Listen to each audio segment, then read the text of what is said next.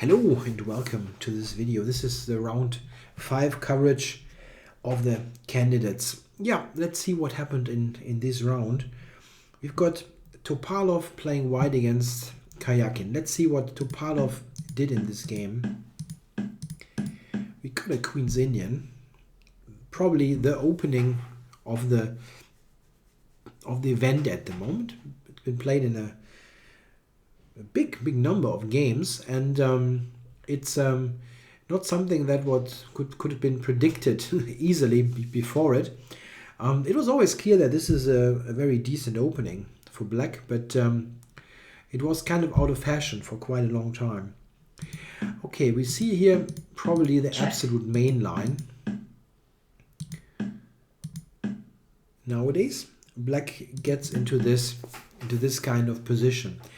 And it gets rather sharp. Yeah? The Queen's Indian has this reputation of being a somewhat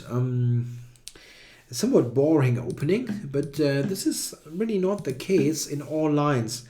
Here, for example, after c5, this is definitely an interesting position. There's nothing boring about it.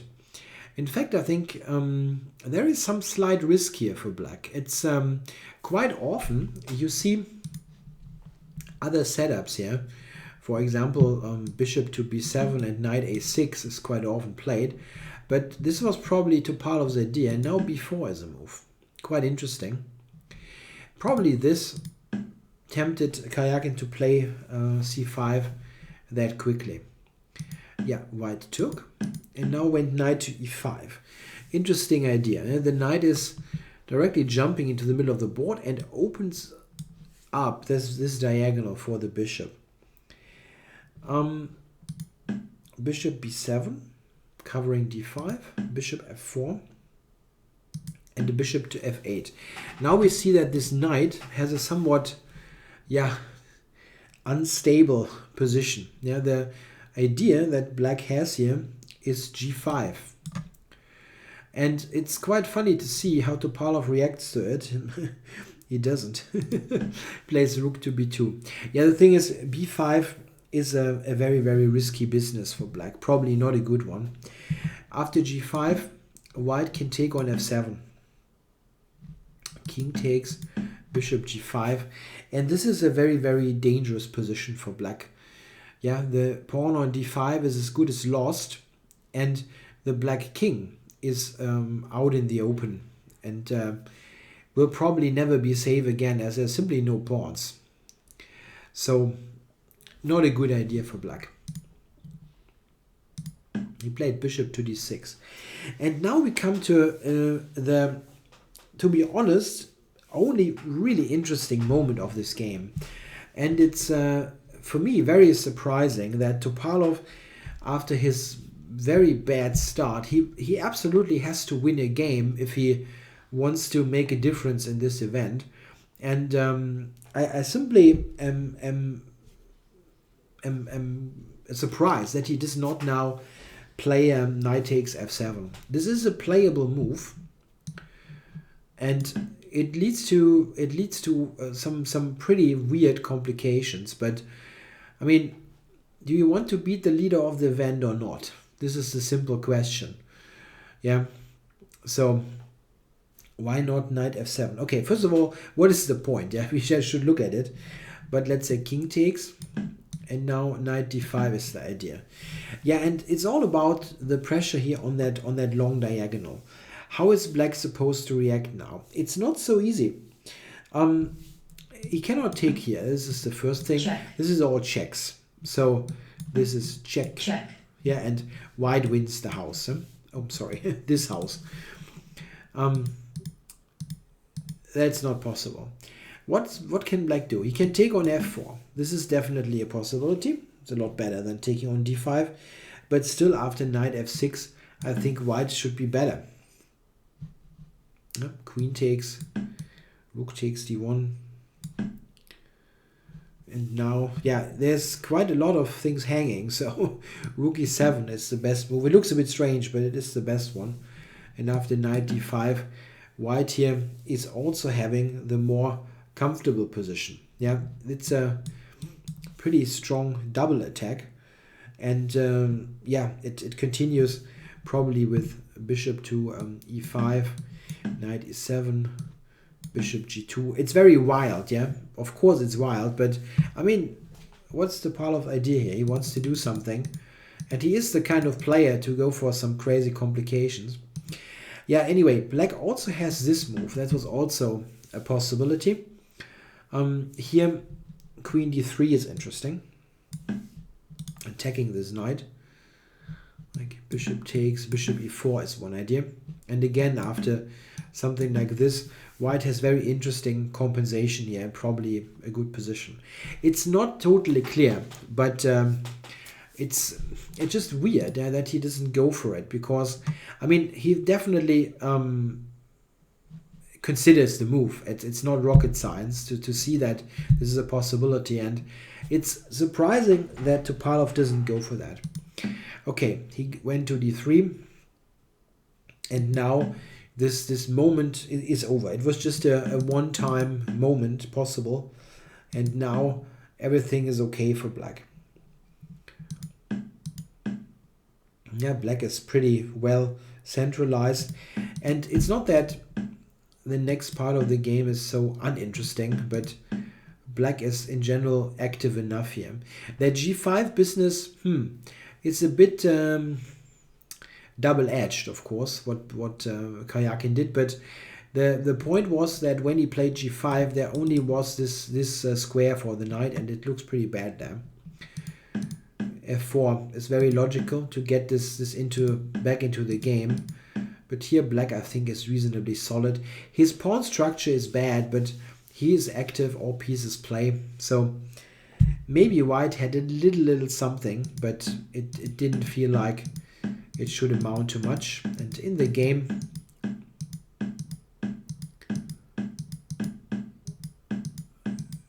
yeah, check. Had some simplifications. Check. And here draw was agreed. I was very surprised that Topalov didn't take on f7. Not so much because of a possible objective quality of the move, but because of the tournament situation. Yeah, your tournament situation is bad. You play against a guy who just has won his game against Aronian, yeah, and getting him, yeah, dealing a blow against him would be cool, and you get some points yourself in, yeah, to maybe have some, at least a vague chance, and he didn't go for it. Yeah, the next game we're going to check is Anand Nakamura, and this won't be a very exciting experience, I have to admit right away. We have the Berlin defense as expected in a couple of games. Still, yeah, Nakamura also seems to be very insistent on that. He plays very solid openings in that event. d3, bishop c5, and castles. Yeah, I would be very surprised if this is kind of if this line would be become the main battleground against the Berlin, because I simply cannot believe that after black gets this knight trade in that there should be anything for white. Yeah, if anything, it's the most slightest of of advantages. The thing is that quite often the knight on c6 is not a brilliant piece in the Ruy Lopez or in the Giuco Piano, the Italian game, and black is often happy to trade this against white's knight, and this is what black now has accomplished. I know that this has been tried, but have a look what happens in the game. Black gets b5 in, now d6, a4, and now an interesting move, bishop to b6. He just retreats this to insert this move, as f3 is not possible. So this, and black takes. Excellent. Yeah, and what exactly is black's problem here? The answer is there is none. Yeah, he has good development. It's an active bishop. That's an active bishop. Position is equal.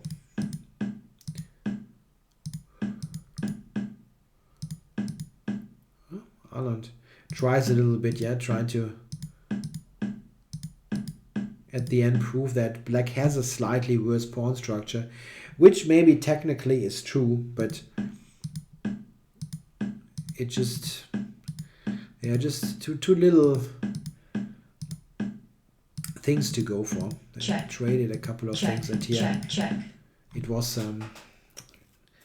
yeah, it's not a perpetual technically, but close to that. Yeah, I think that this line here shouldn't promise white anything, and if he wants to do something here, he has to take on c6 or play c3. I simply cannot believe that this should be anything. I mean, if anything, it must be the most tiniest of advantages ever. Yeah, so that wasn't very interesting. Let's have a look at the next game to check, and this would be Giri Swidler. And yeah, Giri goes for knight f3, g3, an approach that, yeah, like 10 years ago was never seen on the top level, but nowadays is rather popular. It's one of those openings that, in a way, in many cases gets the game going without being too theoretical, but that also makes sure that it's not yeah, a battle of home prep that much. Swidler's reply is quite a good move if you play the Grunfeld, which is definitely the case with Swidler. Is probably the world's most respected Grunfeld player and theoretician. Why is that a Grunfeld type of move? Yeah, we will see quickly. Bishop g2, bishop g7, d4. Yeah, and now black really doesn't have much else than knight to f6.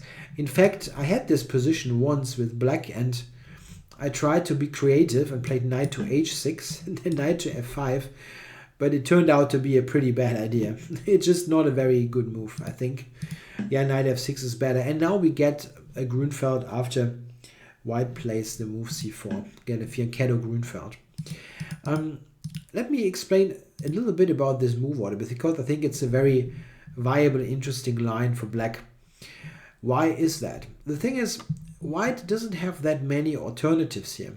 He has that d4 approach that he can go for here or right here, and that leads to that mentioned fianchetto Grunfeld. Note that this is just the fianchetto variation of the Grunfeld, not the whole opening. So you only need to know this particular line from the black's perspective. This is also something that I sometimes just go for with black, because I feel like it's not the most demanding line, yeah, in the Grunfeld, and is a playable option, even if you don't know it that well. Yeah, so why would white play d4? The thing is, here, black actually, in my book, has a threat, the move e5. Of course, white can play something like castles, but after e5, black, I think, can be reasonably happy. Yeah? He's got a full center with black after 4 moves. That cannot be bad.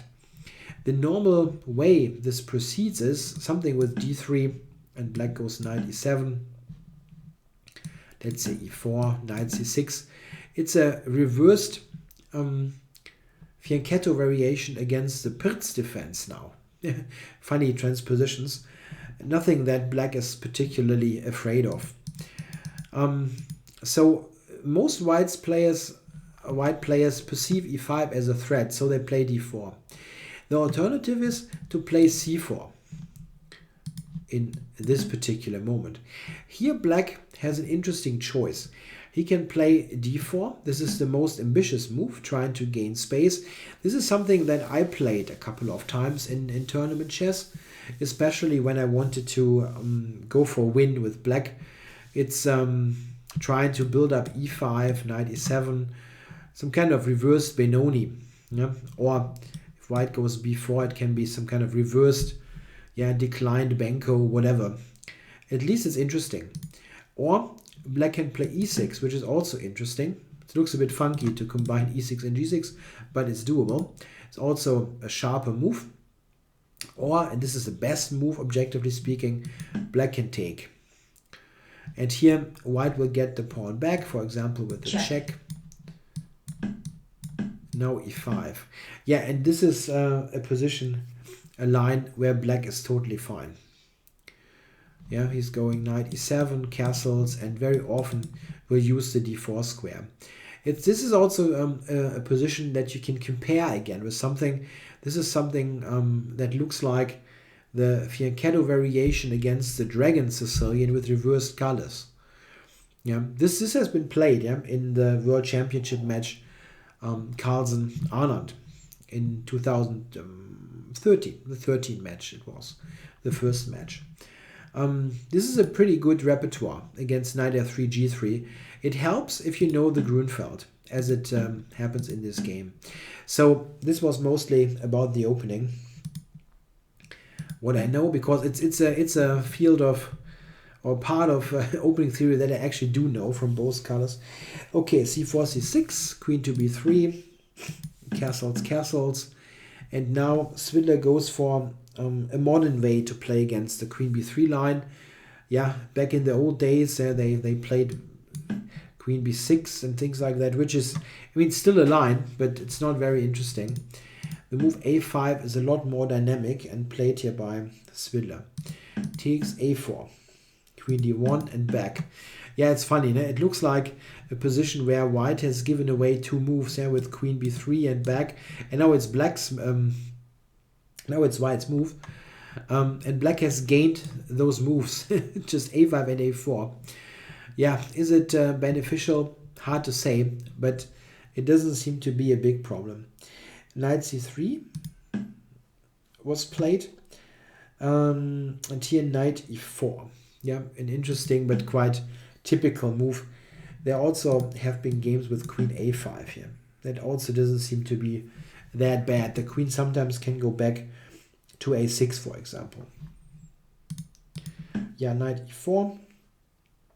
And now knight to d2, directly playing against that knight.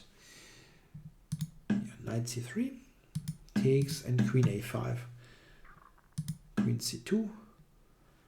And now bishop f5. Yeah, this move is probably not so precise. Yeah, it seems to be better to go with bishop to e6.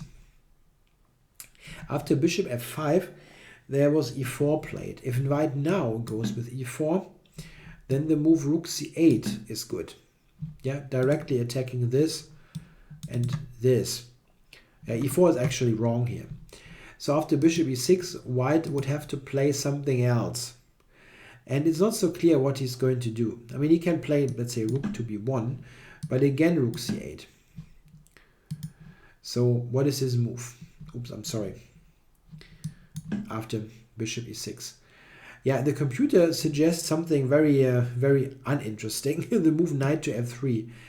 But it's probably not such a bad idea. Yeah? At least after rook c8, you have a clear way of defending that pawn, even though it doesn't make a very interesting or ambitious impression. So bishop e6 was a lot stronger after than this. Now e4 gets played, and white probably is a little bit more comfortable. Knight d7, rook b1. Yeah, b7 pawn gets traded.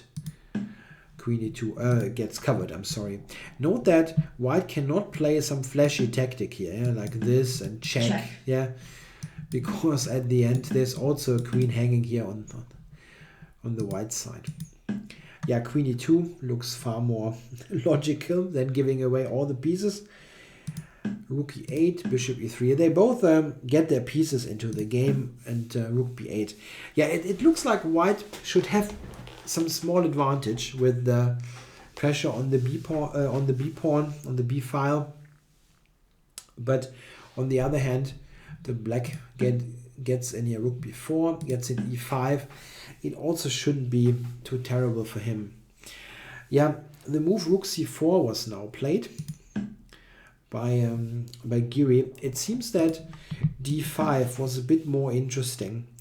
It's at least avoiding simplifications that we will see in the game. After d5, white is getting that pass pawn, and maybe can support it even with c4.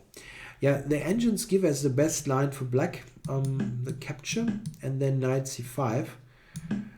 Oh, I'm sorry, and bishop f8. I'm sorry, wrong column here. And bishop f8. Yeah, something like this to try for blockade. But here I think white is definitely a little bit more comfortable. I mean, it's not like black's lost or anything, but I think white can try. In the game, we had this, and now the capture. And this is a bit too simple, let's say, to get anything going. Bishop f4, bishop d7, rook d1, knight g5.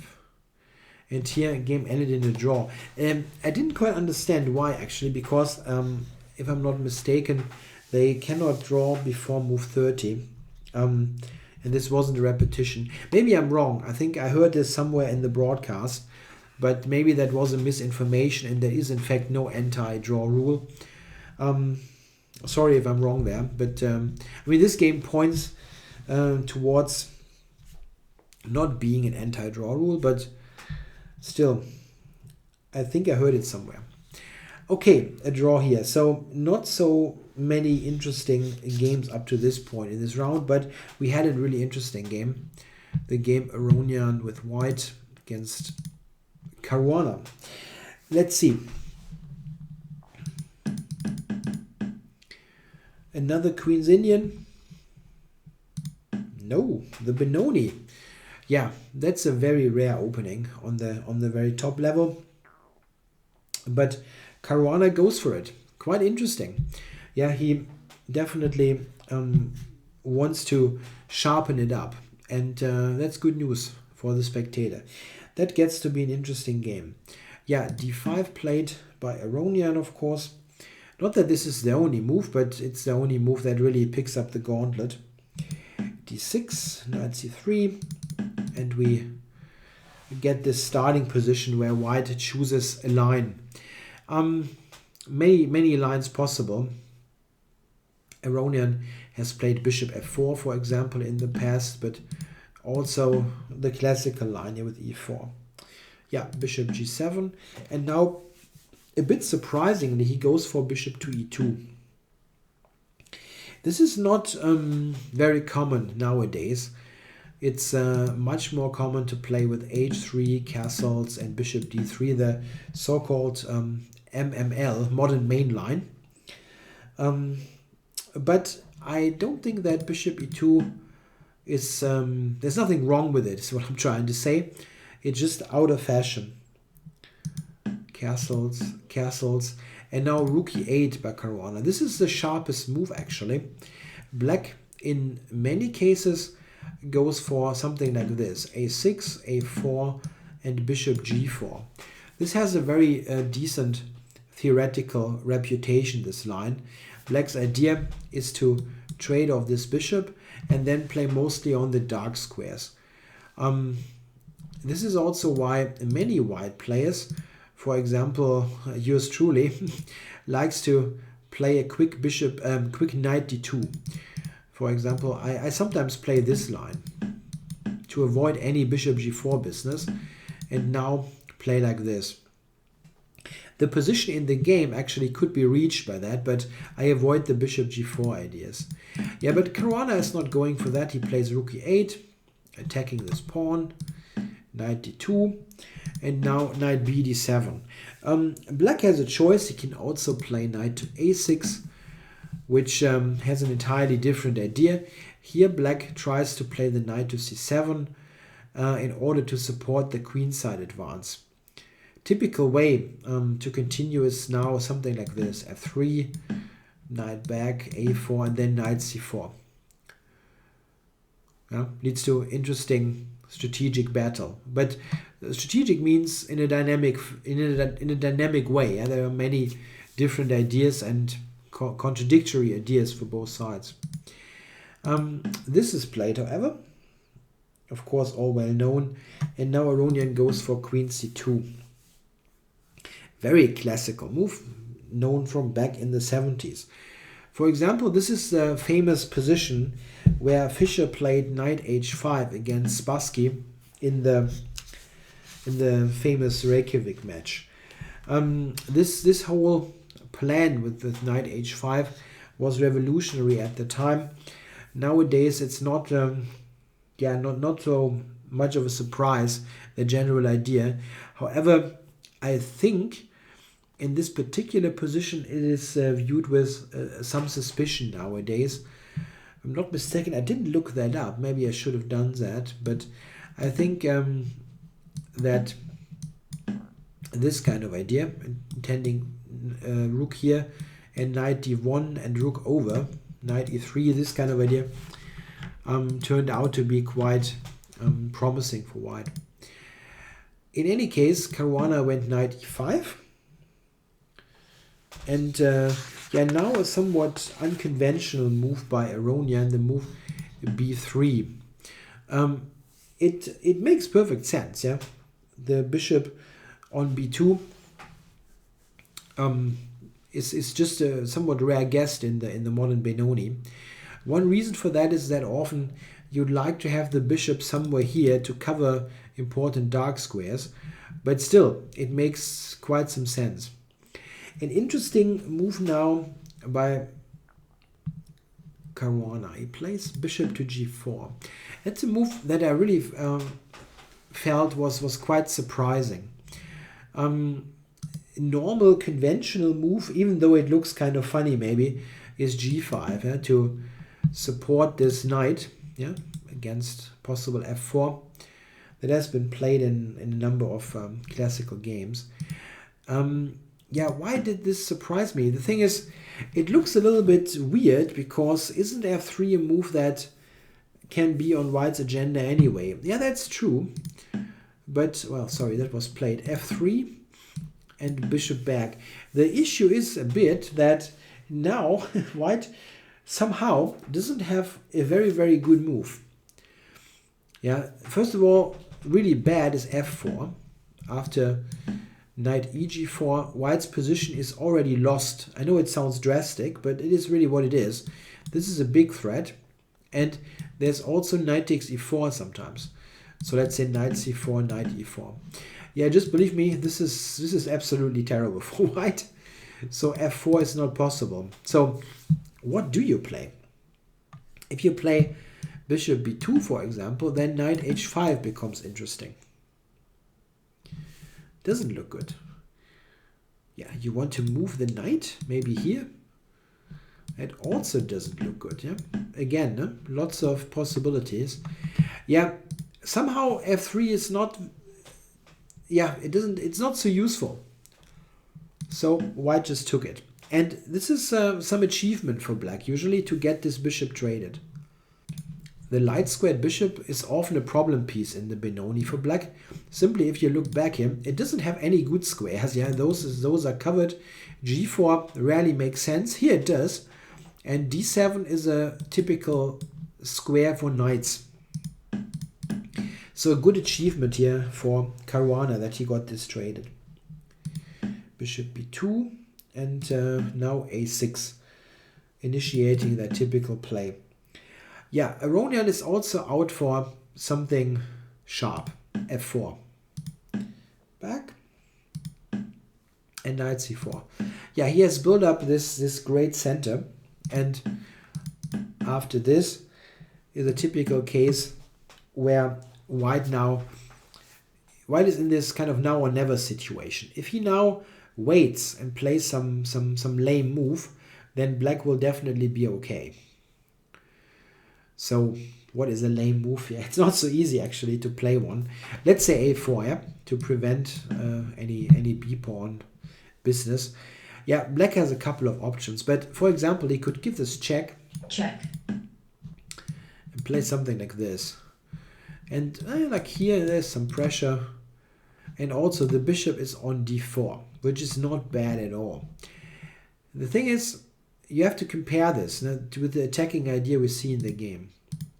e5 takes an f5. This is a typical idea in the modern Benoni that has been seen hundreds of times maybe. It seals the long diagonal. It's very important, yeah, that bishop now is stuck on g7, not on d4 or somewhere else. And white has this idea of opening up the f file, in some cases also the push to f6. Yeah, the reaction by Caruana is very logical and probably also just the best move, b5. Yes, counter strike. White has absolutely no time to take anything here. This is not leading to much. Yeah, you can probably argue that this shouldn't be terribly bad, but it just doesn't belong into this position. We are trying to attack on the king side, not taking stuff here. I mean, black can also take this pawn. So he went knight e4. That's the point, yeah? You play e5 also to open up the e4 square for the white knight. Knight b6 by Caruana, trying to take this with the knight and also to undermine the d5 pawn. We see that the players accelerated enormously. White's center here is crumbling down, but on the other hand, we also see that white has attacking chances. The knight on e4 is very strong, and that f pawn is very aggressively placed. Aronian now plays the move bishop c1, and here he had an absolutely fascinating alternative that he actually considered, as he mentioned in the press conference, but he wasn't convinced enough to play it. He now could have basically burnt his bridges in a way by playing the move f6. That's what he played. But f6 was the move. And this is very interesting now. First of all, the move bishop f8 looks pretty much forced. Yeah, bishop h6 doesn't make much sense after bishop c1. Yeah, black cannot trade anyway, and why gift white the bishop c1 move? So that doesn't make much sense. Bishop f8 is the only decent looking move. Bishop h8 is probably not a great idea, as white is very quickly getting into h6. Let's focus on bishop f8, which is also clearly the most human move. Yeah, and now Aronian had this idea to push h4, h5, just give up the whole center. Yeah, this is, as I mentioned, already beyond repair in some way, and just go for it. I am not 100% sure about the objective merit of this attack. I have to be honest. I checked it a little bit with the computer, and it seems to be, if I'm not mistaken, and the engine is right, and it's difficult. If you just give it to the engine on some, like after a minute or so, it just gives a black win. But if you give it a couple of more moves and let it calculate a little bit longer, the picture gets far less obvious. We can look at a couple of things and see what happens. What should black do after h4? If I'm reading the machines correctly, and I'm really just reading out lines there, because this is very difficult to do with just being a human. I mean, there are so many possibilities. You can actually, what you should do, and what I did, is feed the engine some ideas and see if it works or not. But you absolutely have to check all lines with the computer, because just pure human judgment doesn't make much sense here. Anyway, let's have a look. h5. This is one move that I felt is rather logical looking. This is met by the very brutal move g4. And this turns out to be exceptionally dangerous, probably good for white. I'm a bit cautious, yeah. This is why I say probably. The issue is black can absolutely not take. h5 is already decisive. Yeah, for example, like this, white takes. You cannot recapture. Check. And if you cannot recapture, you're in deep trouble, as knight g5 is a threat. Yeah, like this, this, let's say Check. this. Check. Checkmate. And this is a quick way to end things. Yeah, black cannot take, but he can play queen d7. This is far more interesting. An interesting thing is, and point is, that if white captures, and this is what he does, he takes queen Check. here, queen g2, that black actually cannot afford to trade queens. After the Check. queen trade, black's position is probably beyond repair. Something like this is directly losing due to an attack. White's attack is still strong even without queens. Yeah, here taking king and rook g1 is the threat, and this is almost the mating net. The only thing that black can try here is maybe knight c4. It's a lot tougher. But after bishop c1, black hasn't gained that much. Yeah, he's still faced with this threat. Yeah, you can try like this. Check. But it doesn't look very convincing for black. And there are maybe even ways to improve. Yeah, it's remarkable. This is very dangerous. If the black queen takes on h5, then knight g3 is strong. Queen back, yeah, and where? It's not like the queen has many squares. You go here. This becomes rather obviously dangerous even for a human player. And obvious for a human player how dangerous that is, I mean. Oops, I clicked a little bit too much there. I'm sorry. Yeah, we're getting there. Check. I wanted to show one line. Yeah, here h5. After queen h7, queen h7 looks rather weird, but h5 wins. Yeah, it's also something that engines don't see like in a second or so. This is often a misconception by many players that the engines give a very reliable evaluation almost immediately. That is not the case. If you give this position to an engine, top engine, stockfish, whatever, it will start with a slight edge for black, first with a clear edge, then slight edge, and ultimately it will show that white actually has a winning attack. I don't want to go through all the lines now, but it is actually a winning attack. I mean, it is a believable thing to say. Yeah, it's pretty clear that white has lots of attacking pieces, and yeah, just believe me. You can try it a little bit yourself if you like against the computer. Yeah, it feels like h5 doesn't work. What about knight c4? This is the most yeah, let's say dangerous looking move maybe from the white perspective. I'm sorry, if you look at h4 at that whole idea, because you're not just losing the pawn, you're also losing this pawn. But here white's attack is also probably decisive. h5. And now, what now? Yeah, first of all, I mean, black cannot take such a pawn. Knight g5 is end of game. Yeah, white is just crashing through. So queen d5. Yeah, this is the move that looks by far, yeah, looks to be the most logical. And here the amazing point is the capture and queen to b3. The idea is queen h3, knight g5, mate.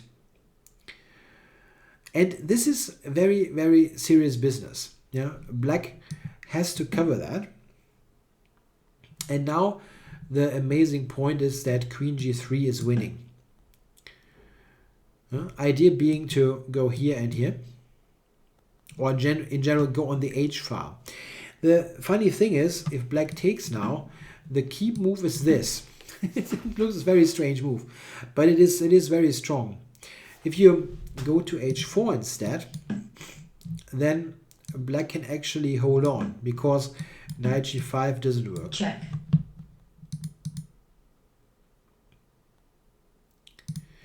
After, oops, here, it's a different story.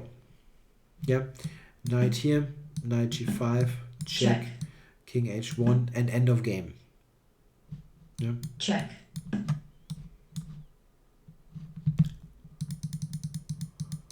Amazing move. Amazing. Queen h2. Yeah, this is unfortunately lost. Yeah, if black takes, but other moves are not bad at all. I should show actually the toughest defense. I'm sorry. This, and queen g4. This is the toughest looking defense, but white wins here with rook e3. The idea being to get the rook here. Yeah, amazing. What is the best? Yeah, at least with what I came up with, the best is h6. And it seems that this should be a draw. But take all this with some grain of salt. It's very difficult and very tough to judge reliably. Yeah. Why a draw? Yeah. What you get to with the help of the computer is that knight g5 now is a pretty cool move. The idea is to play h5, bust open the position. Yeah, takes and h5. Remarkable. There are also, I mean, black now takes on c4. That's probably the best move.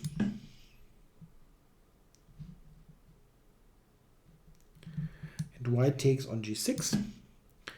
Yeah, looks very dangerous, right? For black. Yeah, but don't forget, white has sacrificed a piece and it's a total mess. Yeah, what now? The computer's main line is queen to d7, queen to e2, takes, and now f7. Check. And it judges this whole situation as roughly equal. I know, it's crazy. Yeah, king here maybe. Takes. Rook takes. And now, yeah, now white probably will move the bishop. Yeah, it's a total mess. It's a total mess. And there are also some drawing lines that are possible.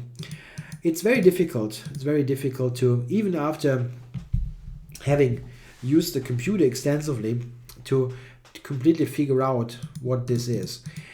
Aronian, I think what I heard or read somewhere, said in the press conference that he did consider the move, but he couldn't quite make it work. He couldn't quite believe it. And it's also important to understand how difficult it is in this event to sustain a loss. Yeah, it's really difficult. The score that will be needed at the end is probably something like +4. And losing a game is really tough. Yeah, you have to win again to even get back to the situation where you were coming from.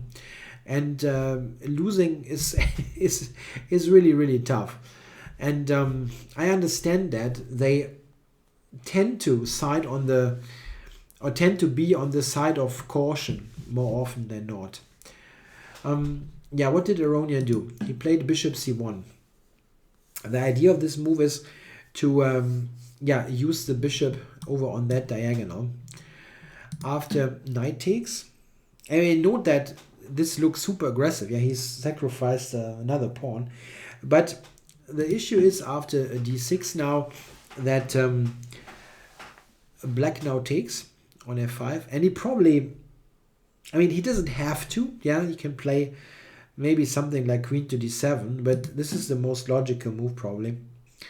Takes and knight d6. Black just has taken what he could take. It's 3 pawns. But now bishop g5.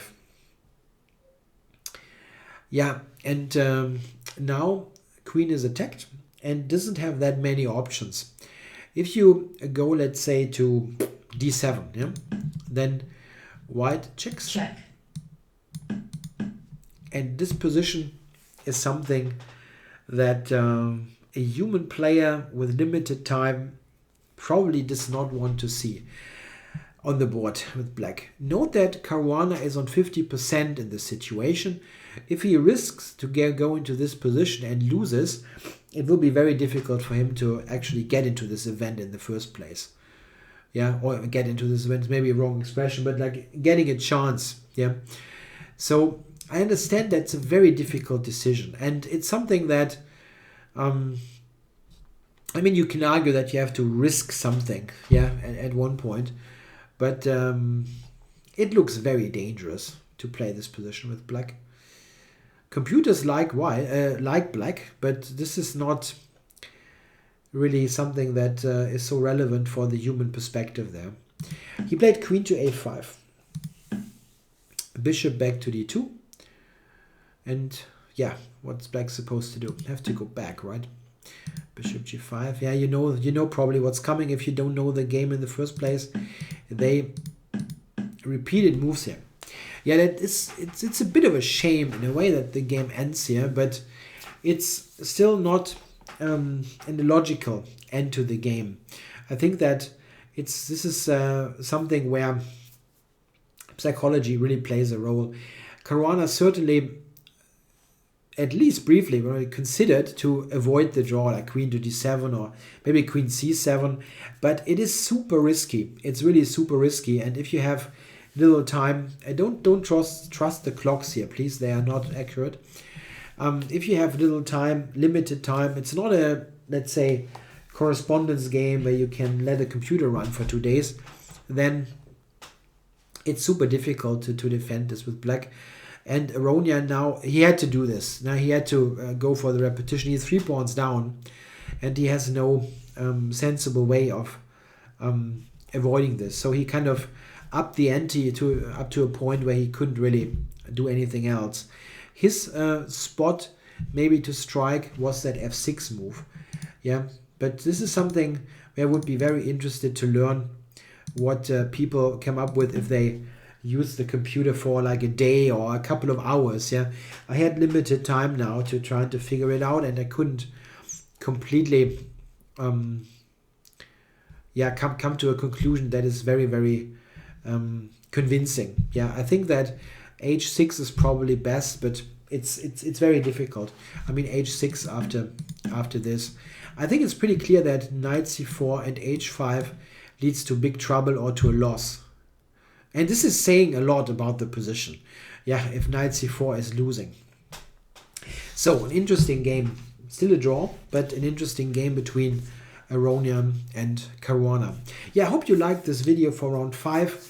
And also make sure to watch round 6, which is also released in the same batch. Thanks for watching.